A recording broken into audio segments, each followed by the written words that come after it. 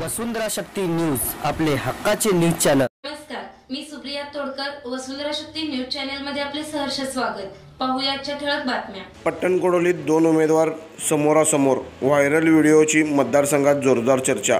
पट्टणकोडोली तालुका हातकणंगले येथे महाशक्ती परिवर्तन आघाडी पुरस्कृत स्वाभिमानी शेतकरी संघटनेचे उमेदवार डॉक्टर सुजित मिंचेकर आणि जनसुराज्य शक्ती पक्षाचे उमेदवार अशोकराव माने यांची रॅली एकाच वेळेस समोरासमोर आल्यानंतर डॉक्टर सुजित मिंचेकर यांनी संपूर्ण रॅलीमध्ये विरोध पक्ष उमेदवार अशोकराव माने बापू यांच्या रॅलीतील सर्वांना नमस्कार करत आपली पदयात्रा पुढे घेऊन गेले।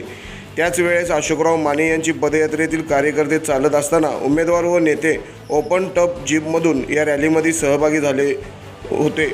या व्हिडिओ संपूर्ण मतदारसंघात व्हायरल झाल्यानंतर जमिनीवरचा उमेदवार आणि हवेतील उमेदवार या अर्थाने संपूर्ण मतदारसंघामध्ये व्हिडिओची चर्चा सुरू आहे। डॉक्टर सुजित मिंचेकर हे सर्वसामान्यांचे नेते असल्याबाबतची चर्चा मतदारसंघातील मतदारांमध्ये सध्या सुरू आहे।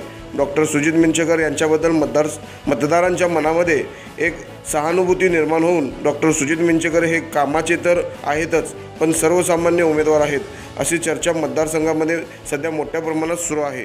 शक्ती न्यूज YouTube चॅनेलला सबस्क्राइब करा आणि